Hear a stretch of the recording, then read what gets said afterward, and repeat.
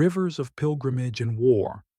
They move along river valleys and shorelines following routes that have long carried people and provisions the Rhone from Western Europe, the Po across the Italian plains, the Bosphorus as the narrow gate into Byzantium.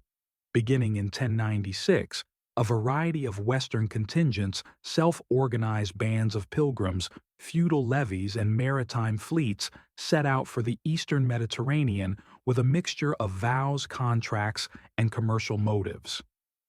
The First Crusade culminates in the capture of Jerusalem in 1099, an event recorded in many contemporary chronicles. The journey is as much hydraulic and celestial as it is political. Rivers offer haulage, and grazing coastal promontories mark navigational fixes by night, and seasonal winds bound sailing windows as surely as law binds oaths. Archaeological surveys of port towns reveal layers of shipwright work, imported amphorae, and waterfront warehouses that attest to supply chains running in both directions between European ports and Levantine markets. One measurable fact is the reliance on Byzantine roads and bridges. Latin chroniclers repeatedly describe convoys using established Roman roads and the stone bridges that cross them. Among quieter evidence are pilgrim ampullae, small lead or clay flasks, that once contained oil or water from holy sites whose broken fragments turn up in parish graves in northern France and England, signaling that devotional objects from the eastern Mediterranean circulated widely back into Europe. That distribution is a lesser-known detail that complicates a simple story of conquest by revealing devotional exchange and long-distance material connectivity. The landscapes these groups traverse show continuity and friction-leveled fields, terraces clinging to hillsides, and the low, flat salt marshes around coastal harbors that demand particular defenses. In the thin light of fire tents cluster on floodplain grass, oxen rest midstream and navigators consult the stars and the smell of the wind. Scholars use both documentary evidence and material remains to build the picture charters, shipping accounts, coin hoards, and the masonry of Crusader fortresses, but some essentials remain contested. Researchers still debate the precise size and social composition of the early crusading contingents and how many participants arrive as armed pilgrims versus hired mercenaries. Contemporary lists and clerical tallies differ in methods and intent, leaving numerical reconstructions uncertain. That unresolved question shapes interpretations of what these expeditions actually mobilize: piety, feudal obligation, opportunism, or some mixture of all three. Climatic conditions introduce another persistent uncertainty. The timing of campaigns often aligns with seasonal rainfall and forage availability, yet the extent to which short-term climate fluctuations in the eastern Mediterranean alter campaign outcomes is a subject of ongoing study. On a planetary scale, the Crusades are a localized episode within the larger rhythms of atmosphere and ocean. Shipping corridors exploit the same winds and currents that have guided human movement for millennia, and the seasons of the Mediterranean constrain when armies can cross seas or rivers. The campaign seasons fall within annual cycles of growth and drought, and those cycles determine grazing for animals, the state of fords, and the viability of sieges. To traverse a river in early spring is to confront swollen currents. To cross in late summer is to face lower waters but hotter days. Stoneware and coins buried near fords and bridges speak to these rhythms, objects placed at nodes of transport and exchange that later archaeologists recover as discrete find spots. Material traces also reveal unexpected flows in some coastal markets. Islamic coins and textiles are found in context alongside European ceramics, and dietary remnants a testimony to marketplaces where languages and weights are negotiated at the water's edge. The voyage eastward is not a single line, but a braided system of roads, rivers, and coasts. a convoy might march from Toulouse to Marseille, ship to Brindisi, sail to Constantinople, and then follow land routes along the Aegean, an itinerary that exceeds the distance from Paris to Madrid and folds Western Europe into the Eastern Basin. At points of contact, the landscape itself imposes limits and affordances. Narrow passes, funnel foot, and cart estuaries widen into natural harbors, and mountain plateaus offer vantage and denial. Archaeological fieldwork at several coastal fortress sites shows deliberate adaptation. The construction of cisterns to extend water supply, deepened harbors to accommodate increasing drafts, and chapels built into curtain walls, indicating that settlement and military architecture respond to environmental constraints as much as to tactics. Within the quieter details lie human strategies of survival supply convoys staged in olive groves, grain stored in communal cisterns, charcoal piles on hillsides to signpost squadron positions by night. Those strategies are recorded unevenly. Some documentary records catalog provisioning contracts between Italian maritime republics and crusading princes, while field archaeology fills gaps with the everyday refuse of kitchens, pottery shards, fish bones, and discarded harness fittings. This combination of sources yields a composite but incomplete image. The traveler who moves along these arteries experiences the past as layered landscape Roman milestones half buried in plow soil, the fresh masonry of a newly raised fort, a field scattered with arrowheads whose precise use cannot always be read from context. That ambiguity becomes a form of historical modesty. Some things are visible and quantifiable, others remain opaque. It is an unsettled scholarship attentive to calibration between texts, objects, and environment. Rivers and ports remain as much actors in the story as banners and bishops. They influence timing, shape logistics, and host markets where saltcloth and medicinal herbs change hands. As the caravan moves beneath stars that keep a fixed map of their own, it participates in a larger planetary choreography of wind and light, water and soil, a choreography that precedes and outlasts any single campaign. The movement is, in essence, a series of adjustments to landscape and season, a practical negotiation with climate and geography that frames the human will within greater material limits. Stone walls and silent markets. In the wake of the First Crusades conquests, a chain of fortifications rises across the Levant, a response to both landscape and logistics. These castles, often perched on ridges or guarding river crossings, draw upon traditions of local masonry as well as imported European forms. Archaeological surveys of sites such as Croix des Chevaliers, Belvoir, and Margat reveal layered construction phases, early compact enclosures expanded over decades into concentric defenses with inner keeps and outer bailey cisterns carved into bedrock and vaulted storerooms designed to safeguard harvests. The architecture stands as a physical expression of adaptation. European builders learning to shape limestone blocks in ways that match both the seismic activity of the region and the strategic demands of hilltop positions. Within these enclosures, quiet rhythms of everyday life unfold. Excavated pottery fragments show diverse origins: Syrian glazed wares, Italian amphorae, and coarse local kitchenware, evidence that garrisons are supplied through a network that extends far beyond their curtain walls. Grain, oil, and wine pass through silent markets that form in the shadow of these stone constructions. Towns such as Acre Tyre and Antioch serve as nodal points where crusader garrisons, local villagers, and itinerant merchants transact. Written sources, including charters and merchant contracts, confirm the presence of Genoese and Venetian quarters in port cities, their storehouses fronting the harbors. Alongside these Arabic documents, record tax levies and legal disputes, showing that the commercial life of the Levant continues under complex arrangements of authority. The marketplace becomes a neutral zone of necessity. Coins shift hands regardless of banners, and daily trade persists even in the pauses between campaigns. A lesser-known detail emerges in botanical remains.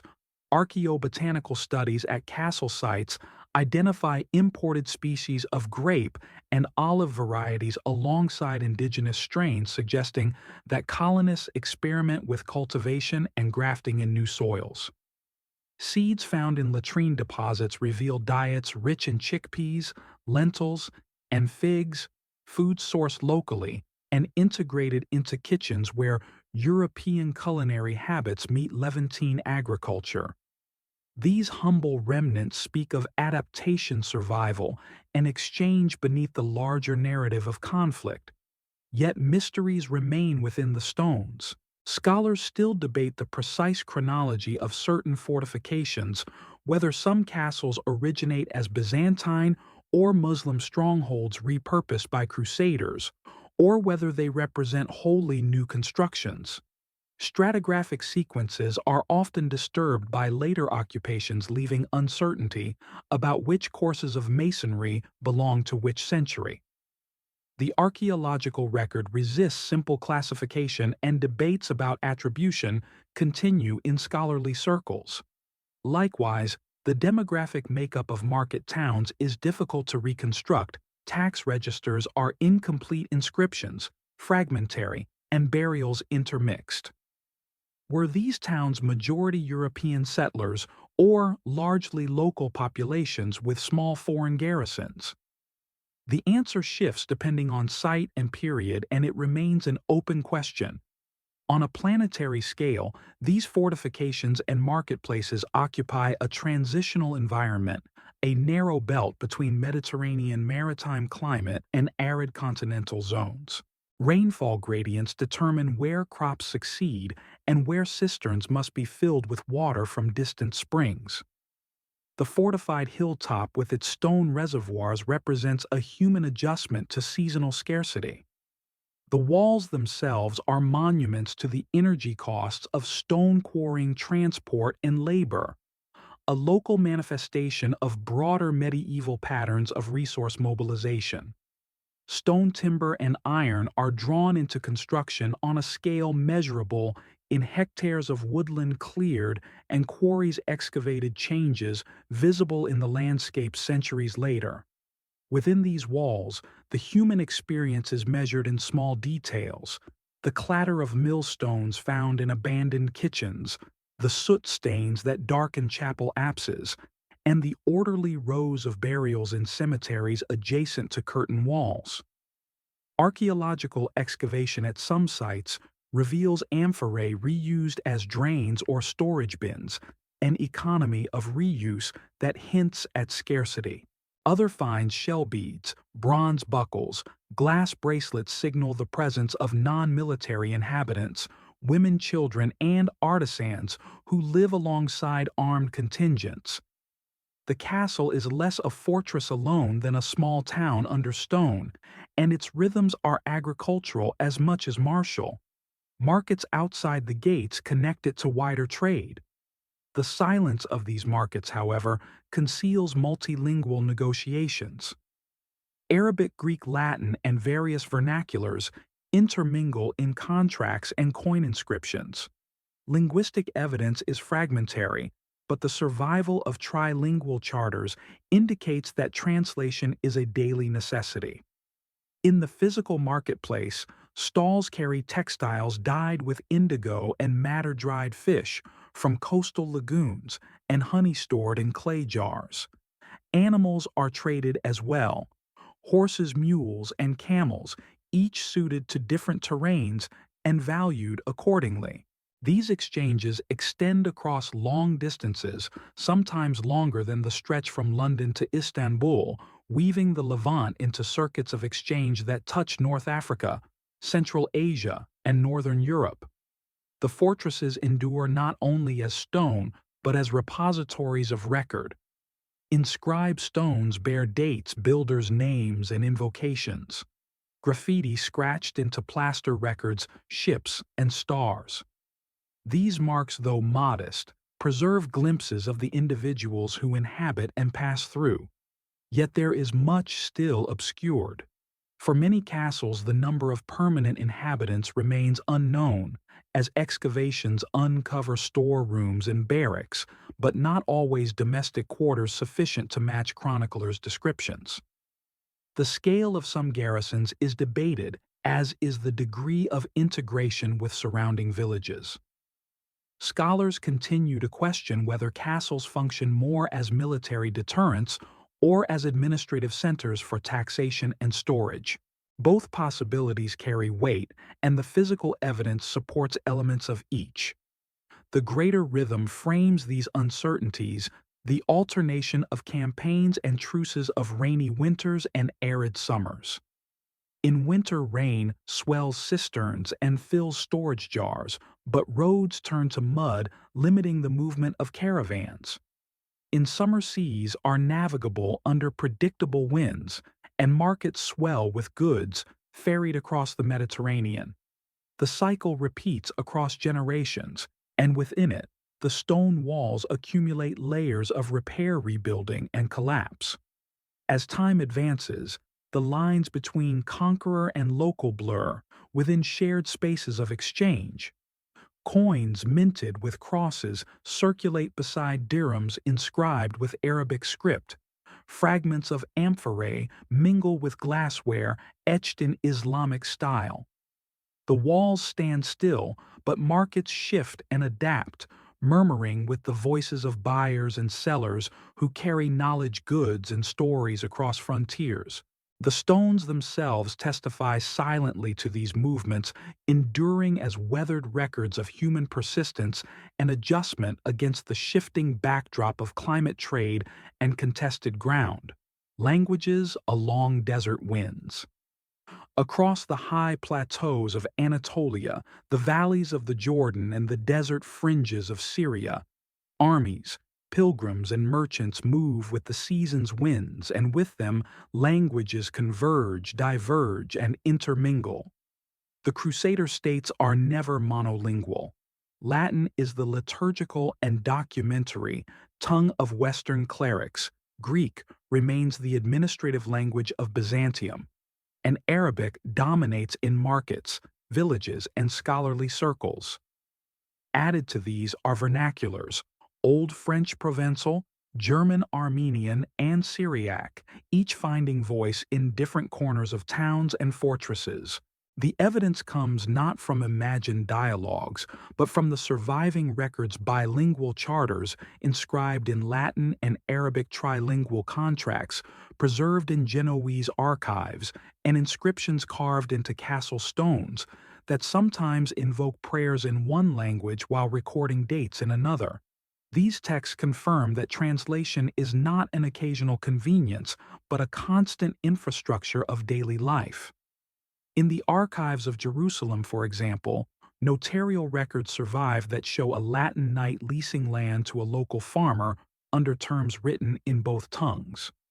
Such documents reveal a pragmatic coexistence where understanding is mediated by scribes and interpreters whose names rarely endure but whose role is indispensable. A lesser-known detail emerges from graffiti carved into the plaster walls of chapels and caravanserais. In certain sites, ships are etched with Latin letters beside Arabic names, while geometric motifs link them visually across scripts. These modest markings suggest not grand proclamations, but the shared presence of travelers resting at the same way stations. The desert wind carries voices further still through the routes of merchants who cross the steppe with camels laden with textiles, spices, and glassware. Along the caravan trails, Persian words enter the vocabulary of apothecaries, while Turkish expressions appear in the commands of mounted scouts. This linguistic intermingling is more than curiosity. It reflects the reality of practical exchange across environments where survival depends on cooperation, however fleeting. Yet the exact depth of this multilingualism remains uncertain. Some scholars argue that Latin settlers quickly adopted Basic Arabic for commerce, while others maintain that interpreters remained necessary intermediaries. The scarcity of personal letters and the fragmentary nature of inscriptions leave the question unresolved. What is certain is that official records alone cannot capture the full spectrum of spoken words that filled markets, harbors, and campsites. On a planetary scale, these exchanges of language ride upon larger systems of climate and geography. Caravans move along routes determined by oases and wells, their spacing dictated by the endurance of camels and horses. Seasonal winds shape the timing of departures, with prevailing northwesterlies across the Mediterranean opening maritime passages in summer. Linguistic shifts occur in tandem with these physical rhythms. Sailors adopt borrowed nautical terms as they tack along coastlines, and farmers exchange agricultural vocabulary as they share methods of irrigation in valleys where rainfall is scarce. Language like water follows channels of necessity, spreading in patterns visible only across generations. Archaeological finds complement textual evidence. Inscriptions on coins struck in Crusader mints often blend Latin crosses with Arabic script, a deliberate choice to facilitate acceptance in wider markets. Pottery fragments bear incise marks that combine local symbols with imported characters, suggesting that even packaging adapts to reach diverse audiences. Glass weights stamped with Arabic inscriptions turn up in contexts linked to European settlers, implying that commercial instruments of measurement cross linguistic and cultural lines. These modest objects embody the negotiation of meaning in physical form. Within urban centers such as Acre or Antioch, neighborhoods reflect linguistic mosaics. Archaeological layers reveal churches alongside mosques and synagogues, while the orientation of houses and the layout of markets imply patterns of coexistence and occasional friction. In such places, an apothecary might stock remedies whose names are borrowed from Arabic treatises, even while the labels are rendered in Latin for Western clients. The transfer of knowledge often occurs in these liminal spaces. Translators, working from Arabic into Latin, sometimes through Hebrew or Greek intermediaries, preserve texts on medicine, astronomy, and mathematics that later circulate through European universities. Yet, how many of these translators are native speakers, and how fluent they are across disciplines is an open question. The chain of transmission is often opaque, with names preserved in colophons, but the depth of comprehension lost to time. The broader atmosphere of exchange is one of both necessity and fragility. In desert valleys, wines carry fine dust that settles on manuscripts, eroding ink over centuries until words are barely legible. In seaports, salt air corrodes bronze inscriptions, leaving half phrases that must be reconstructed by epigraphers. These natural processes mirror the partiality of the record languages once spoken fluidly, now survive only in fragments that require careful assembly. Still, evidence accumulates. In some rural settlements, place names of Arabic origin persist alongside Latinized versions in written charters, showing that maps themselves become layered texts. Inscriptions carved into lintels or cisterns often preserve the original Arabic alongside later Latin additions, creating palimpsests of stone that record overlapping claims to the same resource. On the ground, multilingualism is not an abstract principle, but a lived adaptation to contested and shared landscapes. Beyond the Levant, echoes travel further. Returning crusaders carry words back to Europe, some of which endure in modern languages, terms for fabrics, spices, and technologies whose origins trace back through Arabic or Persian. These etymological trails remind us that the movement of language is continuous, not bounded by walls or treaties.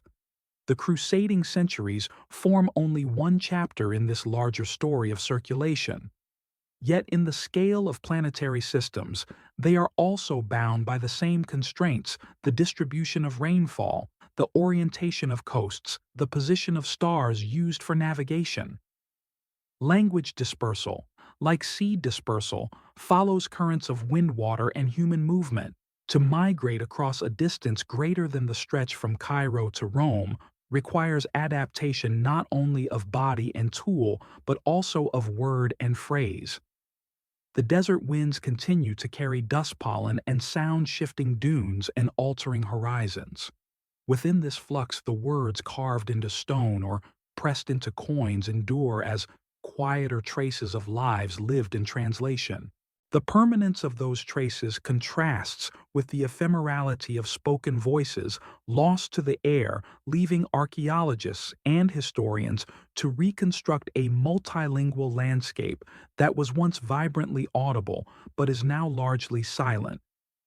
The story that remains is both certain in its material facts and unresolved in its depths, a reminder that human communication, like human movement, is shaped by the wider patterns of climate geography and time. Gardens of knowledge in transit. Across the centuries of crusading presence in the Levant, streams of knowledge flow as steadily as caravans and fleets. Texts, seeds, and instruments accompany the movement of people crossing boundaries of language and faith. In the libraries of monasteries and mosques, manuscripts on medicine, astronomy, and mathematics are copied and carried into new contexts. Latin translations of Arabic treatises begin to circulate in Europe, some rendered directly, others through Greek or Hebrew intermediaries. The evidence lies in manuscripts still preserved versions of Avicenna's Canon of Medicine, translated in 12th century Toledo Euclidean geometry, transmitted through Arabic commentaries and astronomical tables that guide both prayer times and navigation. These are not sudden revelations, but gradual incorporations where fragments of knowledge are adapted, debated, and taught anew. In parallel, botanical specimens move with travelers. Archaeobotanical studies in European contexts show the introduction of species such as sugarcane citrus and certain varieties of cotton into Mediterranean agriculture during and after the crusading centuries. Seeds carried in sacks or slips, grafted onto local rootstock, leave their imprint in pollen cores that document the expansion of cultivation zones. These botanical transfers are practical adaptations as much as intellectual exchanges, grounded in the daily necessities of diet, medicine, and craft. A lesser-known detail emerges from excavations in Crusader castles and towns, the remains of small gardens planted within fortified walls. Soil analysis at sites such as Montfort and Belvoir has revealed pollen from herbs like basil, mint, and sage, suggesting that garrisons cultivate medicinal and culinary plants locally. These modest plots, sheltered from siege and weather, represent an intersection of necessity and knowledge, where local botanical expertise meets transplanted European practice. They are not the grand gardens of royal courts, but utilitarian spaces that nonetheless testify to the circulation of horticultural skills. Yet much remains uncertain. Scholars debate the scale of these knowledge transfers and the degree to which crusaders themselves serve as conduits. Some argue that the principal transmission occurs not through soldiers, but through sustained contacts in trade cities such as Acre, where merchants, translators, and scholars meet. Others point to evidence of returning crusaders who bring back practical knowledge of irrigation, fortification, or diet. The precise pathways remain difficult to reconstruct, obscured by fragmentary documentation and the selective survival of manuscripts. The unresolved question of agency, who translates who, adapts who teaches, remains a central puzzle in understanding the intellectual legacy of the crusading centuries. On a planetary scale, these transfers unfold within broader ecological and climatic rhythms. The 12th and 13th centuries coincide with the medieval climate anomaly, a period marked in many regions by relatively warm conditions that expand agricultural possibilities in Europe and the Mediterranean. Longer growing seasons allow the integration of new crops, while favorable sailing conditions extend maritime connections. The circulation of plants and texts is thus not only a human initiative but also a phenomenon shaped by planetary forces of temperature, rainfall, and wind. The rhythm of the earth sets the stage upon which knowledge can move. Archaeological and textual traces converge in moments of transmission. In the port of Acre, records survive of glassware shipments destined for apothecaries. These containers may have carried distillates or medicinal syrups derived from recipes rooted in Arabic pharmacology. In Europe, monastic inventories list imported sugar as both a rare spice and a medicinal substance, its uses reflecting knowledge adapted from Levantine practice. The adoption of Arabic numerals in European record-keeping during this period exemplifies a broader transformation. Practical efficiency motivates cultural integration, and the symbols that once belonged to distant traditions become embedded in the fabric of accounting, trade, and learning. Within these movements lie quieter stories. Fragments of astrolabes inscribed with Arabic lettering have been recovered in European contexts, their brass surfaces bearing worn marks of use. These instruments enable more precise calculation of celestial positions useful for both religious observance and navigation. Their presence far from original workshops indicates that objects themselves serve as teachers carrying knowledge embodied in form and function. To handle such an instrument is to participate in a tradition of astronomical practice that stretches across continents. Still, mysteries endure. Some manuscripts appear in Europe without clear provenance, raising questions about whether they arrived through Crusader channels, through Andalusian networks, or through Byzantine intermediaries. The lines of transmission blur, and scholars continue to debate the relative weight of each conduit. Likewise, archaeobotanical evidence reveals the presence of new plant species, but disentangling whether they arrive via Crusader states, Islamic Spain, or Sicily is difficult. Multiple pathways overlap, leaving no single origin story. These uncertainties remind us that historical processes rarely follow linear trajectories. Instead, they resemble braided rivers whose channels diverge and converge across time. Within the fortified towns of the Levant, knowledge circulates alongside goods. In marketplaces, medical practitioners trained in Arabic traditions offer remedies to diverse populations, while European clerics observe and occasionally record treatments. Fragments of Latin texts adapted from Arabic pharmacopoeias testify to these encounters. The interplay of observation, translation, and adaptation is subtle, not always deliberate, and often mediated by necessity rather than conscious pursuit of science. What persists are the traces, words, diagrams, seeds, and tools that survive in archives, soils, and ruins. On the scale of human distance, the journey of a manuscript from Antioch to Paris, or of a citrus seed from Jaffa to Sicily, spans thousands of kilometers longer than the journey from Cairo to London. On the planetary scale, these movements are small eddies within broader currents of biotic and intellectual exchange that have been ongoing since the first domestications and the earliest writing systems. The crusading centuries mark a notable acceleration, but not a unique origin. In gardens and libraries, in storerooms and ships, knowledge travels quietly. Some of it takes root-altering diets, medical practice, and scholarship. Some of it fades lost in untranslated manuscripts or ungerminated seeds. What remains for the historian is the layered record pollen cores and manuscript colophons, irrigation channels, and architectural treatises. Each provides a glimpse of the wider patterns that tie together human curiosity, ecological adaptation, and the enduring capacity of landscapes to shape and receive new knowledge.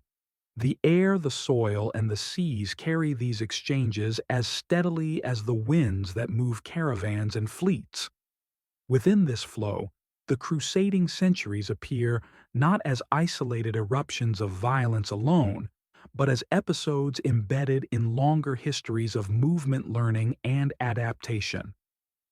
The gardens of knowledge cultivated during these years, modest yet enduring, remind us that human endeavor is always both local and global, fragile and resilient, transient yet persistent across time. Echoes beyond the Holy Lands. When the last Crusader fortresses along the Levantine coast fall in the late 13th century, the story does not end. The echoes of these movements ripple outward, shaping roots, institutions, and imaginations far from their original frontiers. Maritime republics such as Venice and Genoa continue to ply the eastern Mediterranean, their fleets now less tied to crusading contracts but still carrying goods, people, and ideas. The trade corridors that once provisioned castles now sustain longer-term patterns of commerce, grain from the Black Sea, spices from the Indian Ocean, and textiles from the workshops of Damascus and Cairo. The echoes of Crusader logistics persist in the infrastructure of ports, warehouses, and maritime law. Charters preserved in European archives reveal detailed contracts that regulate freight insurance and partnership formalizing practices that endure in commercial systems for centuries.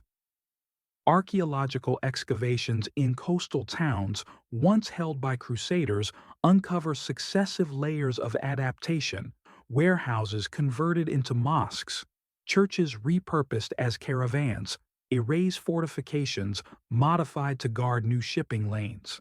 These material traces show that the departure of Latin settlers does not erase the built environment but folds it into new contexts.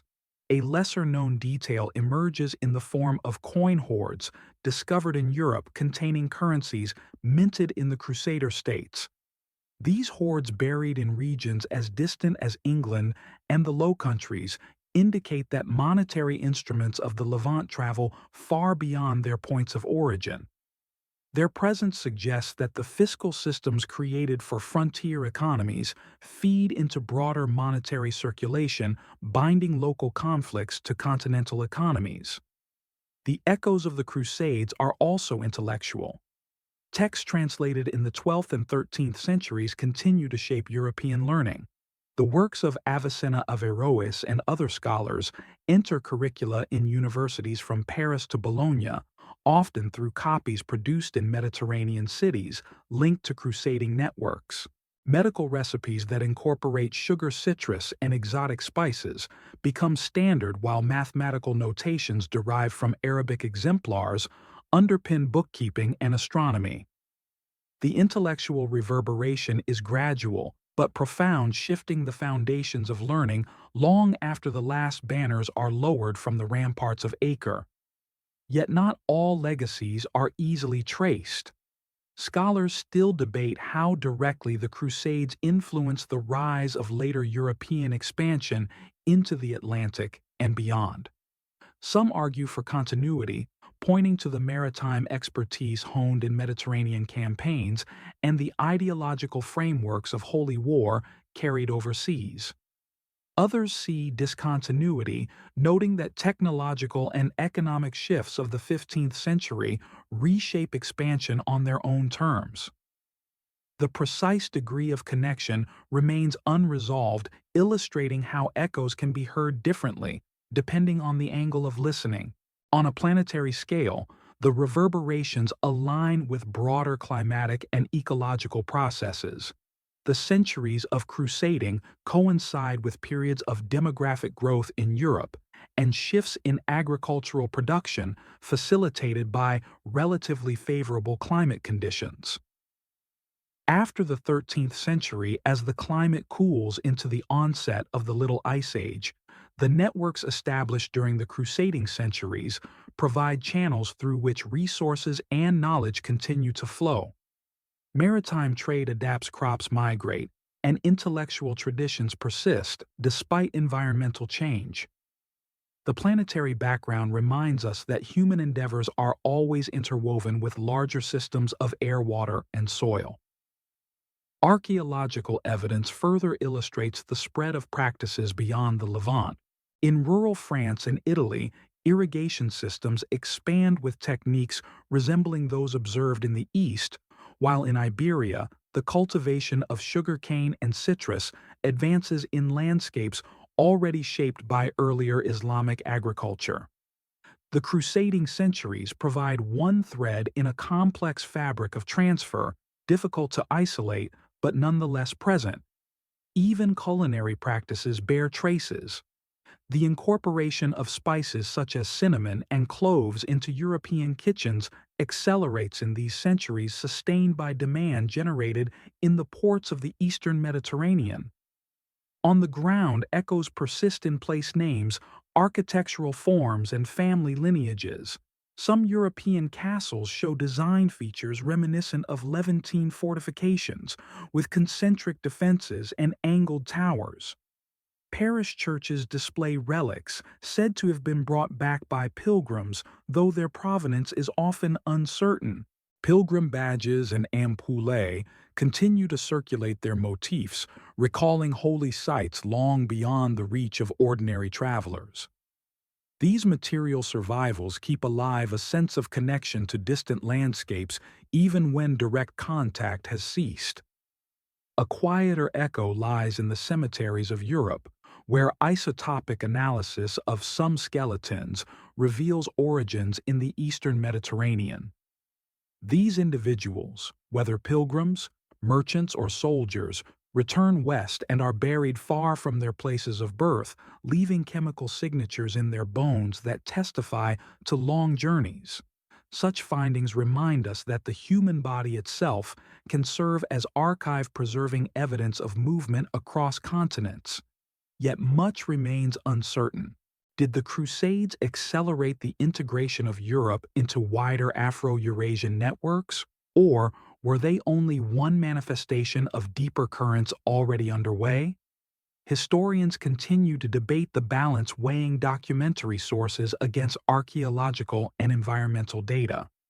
The echoes are diffuse, not always attributable to a single cause, and their interpretation shifts with the perspectives of scholars and the evidence at hand.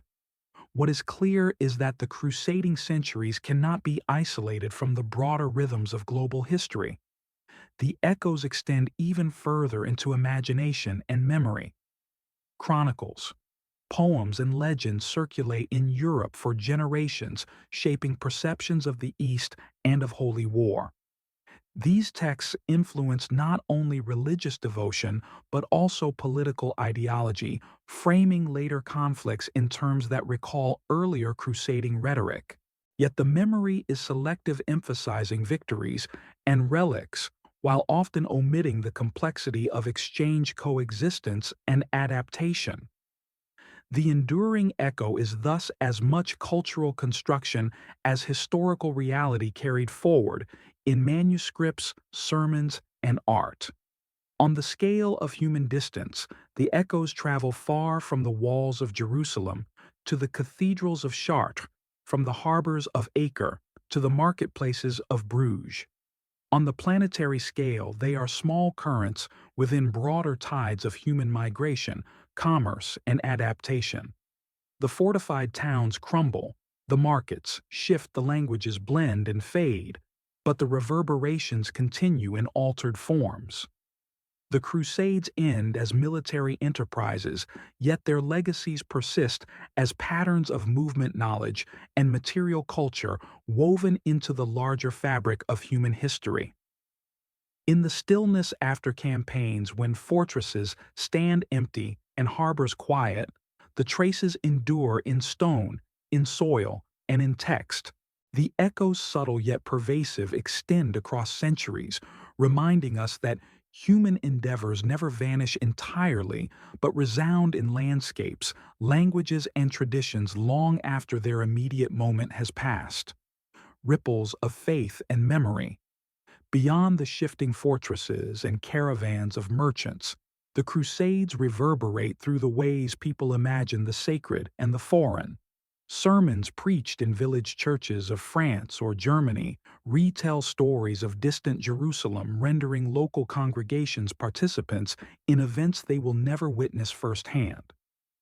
These sermons are not only appeals for money or manpower, they weave narratives that reshape collective memory, establishing mental maps where holy sites, relics, and martyrs anchor identity. Parish records and chronicles show how donations to finance expeditions are inscribed in local charters, transforming faraway wars into tangible entries in village ledgers. The echoes of faith stretch into architecture as well. Pilgrims returning from the Holy Land bring back not only relics, but also ideas about sacred space. Some churches incorporate imitations of the rotunda of the Holy Sepulchre or adopt ornamentation drawn from Levantine patterns. These architectural echoes do not reproduce exact replicas, but create hybrid forms fusing local styles with distant impressions. Thus, landscapes in Europe are inscribed with subtle reminders of places thousands of kilometers away. Monastic orders also carry forward the resonance of crusading devotion. The Knights Templar, the Hospitallers, and later the Teutonic Knights evolve into institutions that outlive the Crusader states themselves. Their properties scattered across Europe become focal points of local economies, drawing rents, managing estates, and establishing networks of commanderies.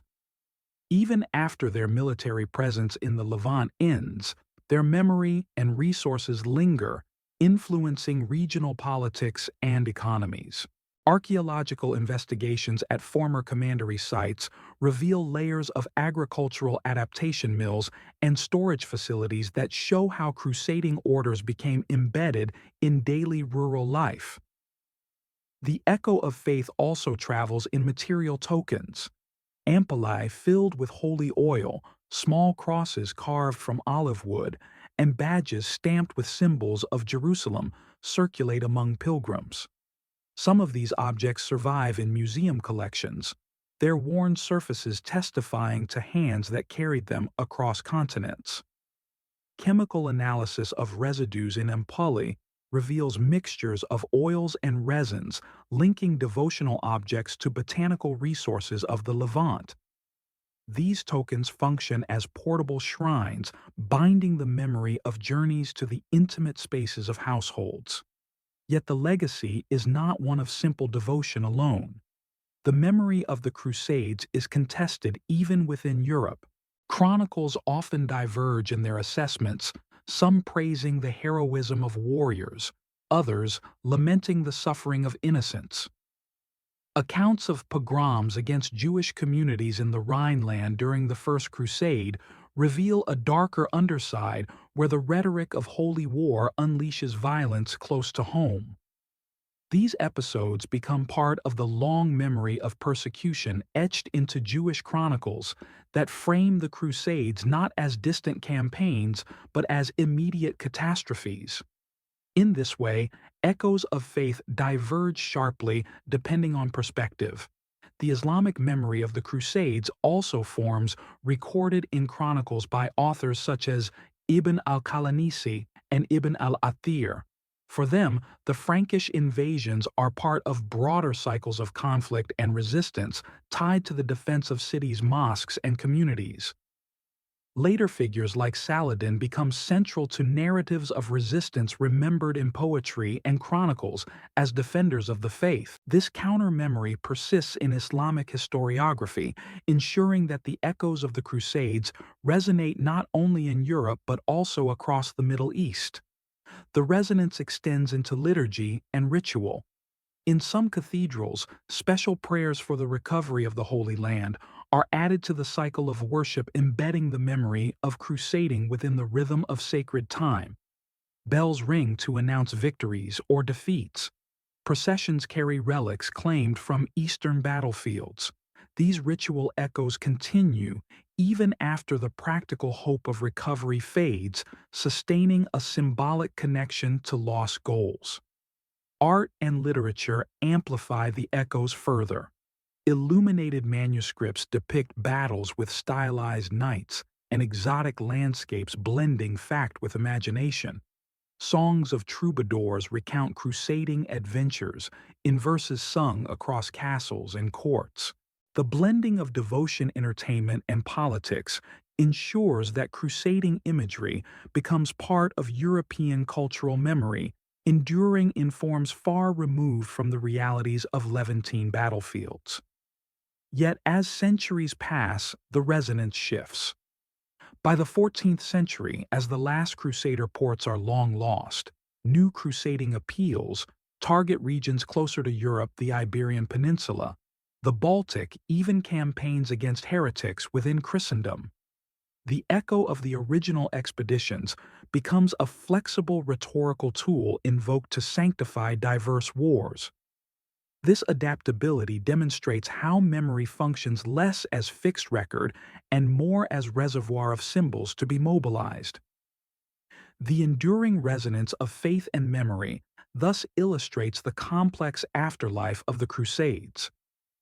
Sacred geography, institutional structures, material tokens, contested narratives, and ritual practices all preserve fragments reshaped with each generation. For those who never set foot in the Levant, the Crusades are nonetheless woven into their fields, churches, and prayers. On the planetary scale, these echoes highlight how ideas and symbols travel as powerfully as goods and armies. Faith binds distant landscapes, memory anchors them in local practice, and together they ensure that the Crusades remain present long after the last knight has returned. Paths of trade and transformation. Beyond the images of battle and fortresses, the crusading centuries are marked by the deepening of commercial networks that bind regions together across land and sea.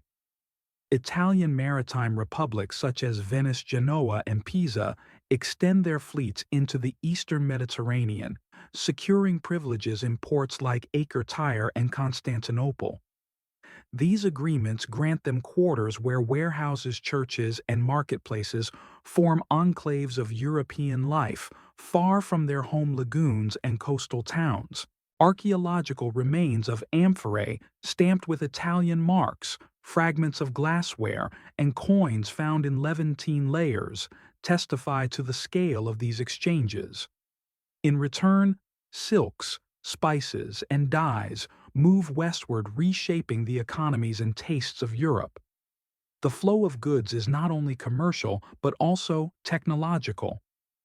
Methods of sugar cultivation learned in the Levant take root in Cyprus and later Sicily, where plantations emerge with irrigation systems adapted to Mediterranean conditions. Ceramic styles shift as well-glazed wares from Syria influence European potters, whose kilns begin producing imitations that blend imported motifs with local traditions. Even mundane items such as scales for weighing spices reveal the spread of commercial knowledge across regions. Yet not all is clear in this web of trade. Scholars continue to debate the extent to which the Crusades themselves accelerate commercial growth, or whether they ride upon already expanding currents of Mediterranean trade. Venetian archives show records of maritime contracts before the First Crusade, suggesting that war amplifies but does not originate these networks. The precise balance between crusade-driven demand and broader urbanization remains a matter of unresolved study, a reminder that causation is often layered and elusive.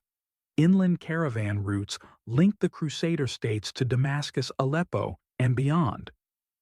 Merchants of diverse backgrounds, Armenian, Jewish, Muslim, and European, participate in exchanges that cross cultural boundaries.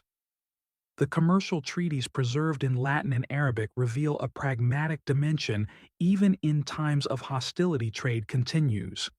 Inscriptions from caravanserais show multilingual markings, evidence that these spaces are shared nodes of passage.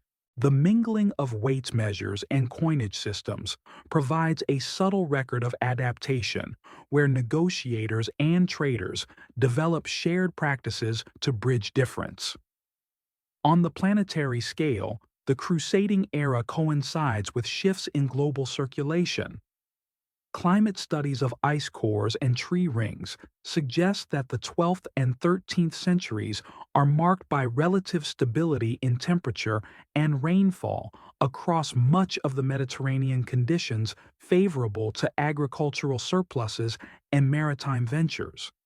As Mongol conquests expand eastward in the 13th century, new connections open across Eurasia, linking Mediterranean ports to Silk Road routes more directly. In this broader system, the Crusades are one strand among many intertwined with forces far beyond Europe and the Levant. Less visible yet deeply significant are the transfers of botanical and medicinal knowledge carried along these trade routes. Records from hospitals in both Europe and the Levant list substances such as camphor myrrh and cinnamon products that require long-distance exchange. Gardens in monastic estates begin to cultivate new varieties of plants, their seeds carried in merchants' packs. Some of these introductions leave archaeological traces. Pollen samples from medieval cesspits in London reveal the presence of exotic spices once reserved for elite households. Inscriptions on merchant tombstones provide another kind of record. Gravestones of Italian traders in Levantine ports bear both Latin and local symbols, showing how identities blend in commercial enclaves. These markers indicate not only where individuals die, but also where communities anchor themselves in foreign soil. Their presence demonstrates that the commercial footprint of the Crusades is inscribed in stone as much as in parchment.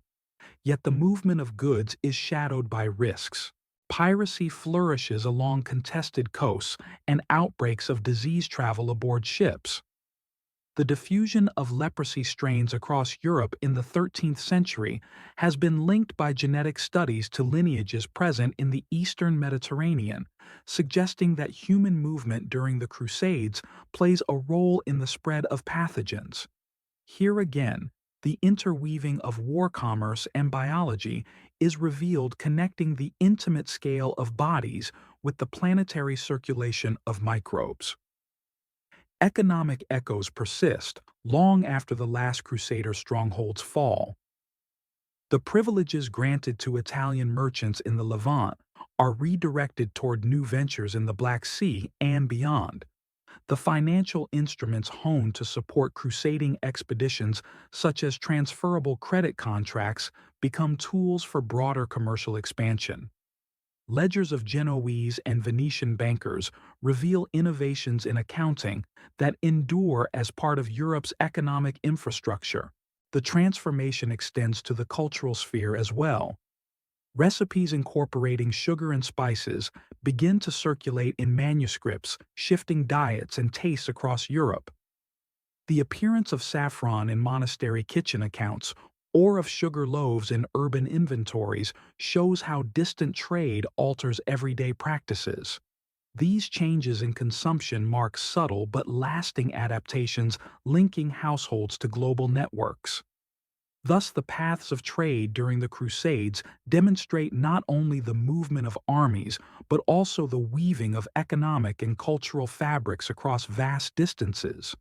From amphorae in Levantine soil to pollen in northern cesspits, from sugar plantations in Cyprus to coin hoards in Italian archives, the evidence reveals a complex system of transformation. The Crusades stand not only as wars of faith, but also as catalysts and conduits for exchanges that knit together regions. Their legacy lies in networks, as much as in battles, in the slow reshaping of tastes, economies, and technologies that ripple outward over centuries. Legacies across continents and centuries. As the last strongholds along the Levantine coast fall to Mamluk forces, in the late 13th century, the Crusades as military enterprises decline, yet their reverberations stretch far beyond the narrow geography of Palestine and Syria. In the Baltic campaigns against pagan communities on the shores of the Baltic Sea, take on crusading rhetoric carried out by the Teutonic Knights, who transplant the language of holy war into northern Europe. Archaeological surveys in Lithuania and Prussia reveal fortifications built on Crusader models timber and stone structures that rise where sacred groves once stood. These transformations demonstrate how crusading ideals migrate, reshape to suit new frontiers. In Iberia, the slow expansion known as the Reconquista absorbs crusading energy with papal bulls offering indulgences to those who fight against Muslim kingdoms in Spain. Here the crusading framework fuses with local political goals, intertwining spiritual reward with dynastic ambition. The blending of motives produces landscapes marked by both conquest and coexistence, as inscriptions in churches record donations from diverse patrons, while marketplaces continue to hum with trade across religious lines. The reach extends across seas as well. As maritime technologies evolve, the networks once woven to supply crusader states are redirected into Atlantic exploration. Genoese navigators who once sailed to Acre turned their skills toward the Canary Islands and beyond. Portuguese expeditions in the 15th century draw on traditions of crusading rhetoric, presenting voyages against North African ports as continuations of holy war. In this sense, the afterlife of the Crusades shapes the early phases of European expansion, linking medieval campaigns to the onset of global empires. Yet the legacy is not merely political or economic, it is also intellectual. Translations of Arabic texts into Latin carried westward during the crusading centuries preserve works of philosophy, astronomy, and medicine that might otherwise have been lost to European scholars. The writings of Avicenna and Averroes circulate in Paris and Bologna, shaping curricula that form the foundation of European universities. Manuscripts copied in Toledo, Palermo, and Sicily carry diagrams of the stars, treatises on optics, and compendia of medicinal plants. The survival and dissemination of these works demonstrate how crusading encounters, though framed by conflict, facilitate intellectual currents of lasting significance. On the planetary scale, the movement of peoples during the Crusades participates in the broader churn of medieval migration. Genetic studies trace lineages in southern Europe that bear markers of Eastern Mediterranean ancestry, while traces of European DNA appear in Levantine populations of the era. These patterns indicate intermarriage settlement and displacement outcomes rarely recorded in chronicles, but preserved in genomes. The mingling of populations adds a biological layer to the cultural legacies already observed. One unresolved question lingers in the study of these centuries. To what degree do the Crusades themselves drive Europe's transformation into a region oriented toward wider horizons? Some historians argue that the Crusades accelerate processes already underway, such as urban growth, trade expansion, and intellectual revival. Others contend that without the mobilization of resources and imagination demanded by crusading, the trajectory of Europe might have remained more inward-looking. The absence of definitive answers underscores the complexity of causation where war devotion and commerce intermingle with climate demography and geography. In the Middle East, the memory of the Crusades persists in chronicles and oral traditions, shaping perceptions of European power long after the last knight has departed. The figure of Saladin remains emblematic, celebrated in poetry and storytelling as a model of just leadership. Mamluk architecture in Cairo, financed partly by the spoils of Crusader wars, stands as a material testament to victories that consolidate Islamic authority. These legacies demonstrate that the Crusades are not a one-sided phenomenon, but a shared history inscribed on both shores of the Mediterranean.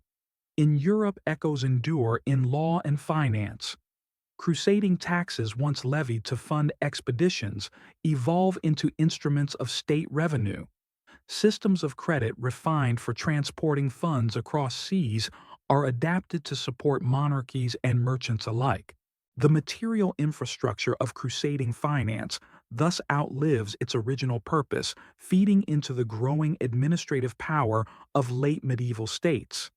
Even in art, the legacy continues. Frescoes in Italian churches depict Crusader saints in armor, their presence sanctifying local devotion. Ivory carvings from France incorporate motifs adapted from Islamic art, such as geometric patterns and vegetal designs. These artistic hybrids, subtle in form, illustrate how legacies of contact persist even when hostility is the frame through which cultures meet. Across centuries, the Crusades leave not a single legacy, but a constellation of echoes: military, economic, intellectual, biological, and artistic. Each strand threads into wider histories, shaping how continents interact and how societies imagine themselves in relation to others. From Baltic fortresses to Iberian cathedrals, from Atlantic harbors to university libraries, the marks of crusading persist. They reveal how a series of campaigns once confined to the eastern Mediterranean radiate outward into global history. In their aftermath, landscapes and institutions bear silent witness to the transformations they set in motion long after banners fall and battlefields grow quiet.